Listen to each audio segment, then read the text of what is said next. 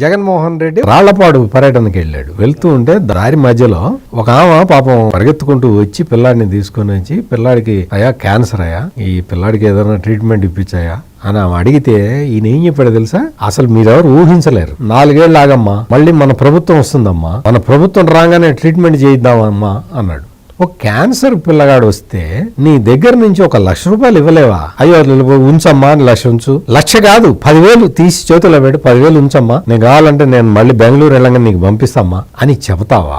Cancer తోటి ఉన్న పిల్లగాడిని 4 ఏళ్ళు ఆగు రాగానే చేయిస్తా అంటావా? పోనీ నీకు నీ డబ్బులు ఇవ్వటం ఇష్టం లేదు, ఓకే, నువ్వేం చేయాలి? ఆ పిల్లాడి పేరు, పిల్లాడి తల్లి పేరు అన్ని కనుక్కొని, నువ్వు ఒక పులివెందుల ఎమ్మెల్యేవి కదా, నువ్వు పులివెందుల సార్ నేను పులివెందుల ఎమ్మెల్యేని, ఎవరో నా పర్యటనలో ఏమొచ్చింది, దయచేసి ముఖ్యమంత్రి సహాయ నిధి నుంచి, రిలీఫ్ ఫండ్ నుంచి ఈమెకి వెంటనే చికిత్స ఏర్పాట్లు చేయండి అని ఒక లెటర్ రాస్తే ముఖ్యమంత్రి చంద్రబాబు నాయుడు ఇమ్మీడియట్ గా డబ్బులు శాంక్షన్ చేసి ఉచితంగా వైద్యం చేయించి ఆ డబ్బులు మొత్తం కూడా ప్రభుత్వమే భరించేలాగా చేయగలుగుతాడు. నువ్వు ఆ పని కూడా చేయలేదే, ఇగో ప్రాబ్లమా?